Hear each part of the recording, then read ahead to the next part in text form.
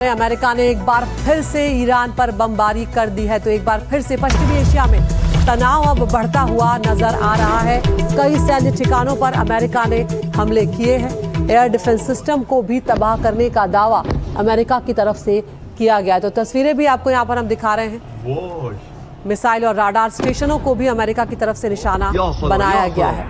तो ये वो वक्त है जब ईरान अपने सुप्रीम लीडर को अंतिम विदाई दे रहा है और इस सब के बीच में यहाँ पर एक बार फिर से अमेरिका और ईरान में तनाव बढ़ गया है और अमेरिका ने ईरान पर एक बार फिर से बमबारी की है। कई सैन्य ठिकानों को निशाना बनाया गया है।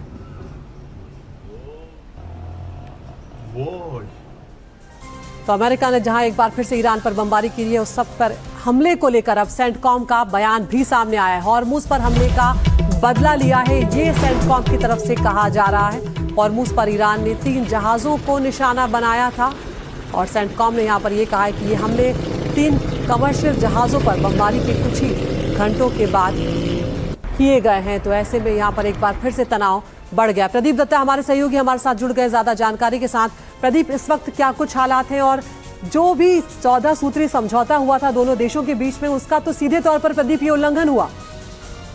बिल्कुल आप सही कह रहे हैं कि अगर आप मेमोरेंडम ऑफ अंडरस्टैंडिंग की बात करें तो अभी तो पहला पड़ाव भी पार नहीं हो पाया, क्योंकि बात कर रहे थे कि हो सकता है अगले 60 दिनों में ये न्यूक्लियर एनरिचमेंट के बारे में बात करें, लेकिन यहाँ तो स्ट्रेट ऑफ हॉर्मुज में लड़ाई खत्म होती हुई नजर नहीं आ रही है। आप देख सकते हैं कि पिछले 10-15 रोज में यहाँ कभी ना कभी बमबारी होती हुई नजर आ रही है। लेकिन इस बार जो हमला यूनाइटेड स्टेट्स ने किया है, बताया जाता है ये 5 गुना ज्यादा बड़ा हमला किया गया है जो उन्होंने 10 दिन पहले किया था। और अमेरिका के सेंट्रल कमांड का कहना है ये उन्होंने बदला लिया है, क्योंकि कल जिस तरीके से 3 कमर्शियल वेसल्स को टारगेट किया था ईरान ने, उसके बाद अमेरिका ने हमला किया। उन्होंने टारगेट क्या किया, उन्होंने उनके एरियल डिफेंस सिस्टम को टारगेट किया, कोस्टल सर्विलेंस सिस्टम को टारगेट किया, ground to surface ground to air missile launching site को टारगेट किया और उसके साथ साथ वहां के जहां से ड्रोन लॉन्च किए जाते थे और जहां से anti ship cruise missile launch किए जाते थे उसको पूरी तरह से ध्वस्त करने का दावा जो है अमेरिका ने किया।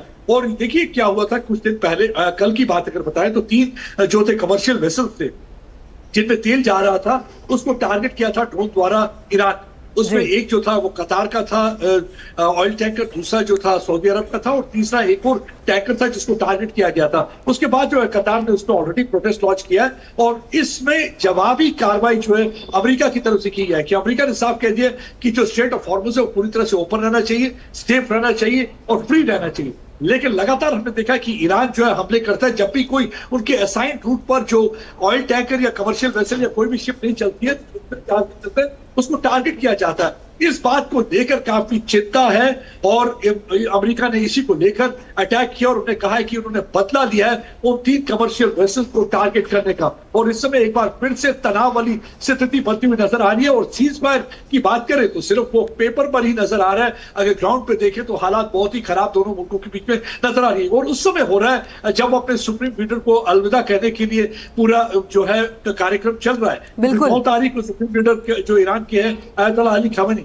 उनको दफना दिया जाएगा उनके जो गांव में। तो उसके इस तक पहले हालांकि डिसाइड किया गया था दोनों तरफ से कोई भी हमला नहीं होगा, लेकिन अमेरिका का कहना है ईरान ने किया इसलिए उसको जवाब देना। आप बने रहिए यहाँ पर हमारे साथ। हम यहाँ पर तस्वीरें भी अपने दर्शकों को दिखाते चलते हैं कि किस तरह से ईरान के अलग अलग ठिकानों को यहाँ पर अमेरिका की तरफ से निशाना गया है। और ये बंदर अब्बास की तस्वीरें आपको दिखा रही है जहाँ पर धमाके आप साफ तौर पर देख सकते हैं। ब्लास्ट की तस्वीरें आप देख सकते हैं यहाँ पर। हालांकि आवागमन भी वाहनों का चल रहा है, लेकिन उसी दौरान ये बमबारी हुई है, ये अटैक हुआ है, जिसके बाद बंदर अब्बास भी यहाँ पर दहलता हुआ नजर आया। तो अपडेट यहाँ पर ये आ रहा है, ईरानी मीडिया ने भी अब इस हमले की पुष्टि कर दी है। ईरानी मीडिया के मुताबिक सिरिक और केशम द्वीप जो है उस पर हमले हुए हैं और साथ ही ईरानी मीडिया ने हमलों की पुष्टि करते हुए ये भी जानकारी दी है कि बंदर अब्बास में भी धमाकों की आवाजें आई हैं।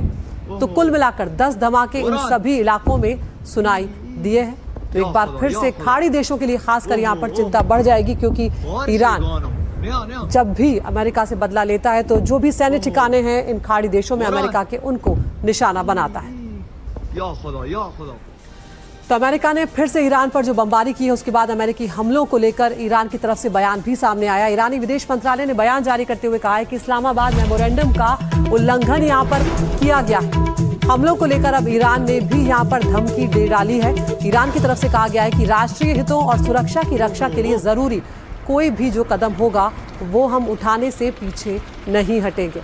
तो यहाँ पर एक बार फिर से ईरान धमकी देता हुआ नजर आ रहा है। प्रदीप दत्ता हमारे सहयोगी हमारे साथ जुड़ गए हैं। प्रदीप, यहाँ पर इस जिस तरह की धमकी ईरान देता हुआ नजर आ रहा है कि खुद की रक्षा के लिए, सुरक्षा के लिए जो भी जरूरी कदम होगा वो उठाए जाएंगे, ऐसे में एक बार फिर से स्ट्रेट ऑफ हॉर्मुज हो, खाड़ी देश हो, इन सब में चिंता की लहर।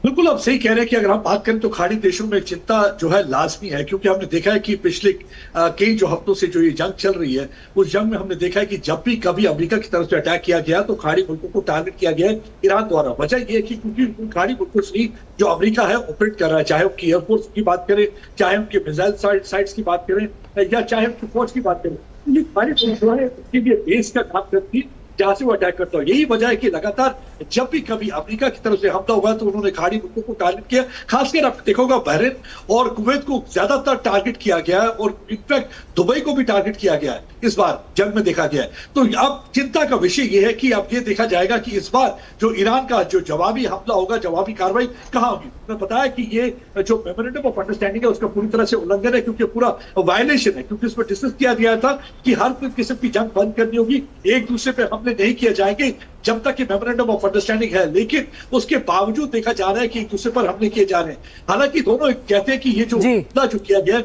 सेल्फ डिफेंस में किया गया है, क्योंकि इसका एक दूसरे पर ब्लेम लगाया जाता है। जैसे इस बार अमेरिका ने कहा ईरान ने हमला किया इसलिए हमें जवाबी कार्रवाई करनी पड़ी और उनको सबक सिखाना पड़ा, और उसी तरह ईरान कह रही है कि आप उन्होंने हम पे हमला किया तो हमें भी जवाब देना होगा। अब ये देख रहे हैं कि जवाब कैसा देंगे। बिल्कुल। और प्रदीप, यहाँ पर ये भी जो बात आप कह रहे हैं कि अब देखना ये होगा कि रुकेगा यहाँ पर कौन, क्योंकि जो मध्यस्थ देश है अब शायद एक बार फिर से उनकी भूमिका यहाँ पर महत्वपूर्ण हो जाती है। बहुत बहुत शुक्रिया प्रदीप आपका इस तमाम जानकारी के लिए। सबके बीच में अमेरिका ने जो ईरान पर फिर से बमबारी की है उसमें एक नया अपडेट ये सामने आ रहा है कि तेहरान के लिए रवाना हो चुके हैं ईरान के विदेश मंत्री अब्बास अरागची।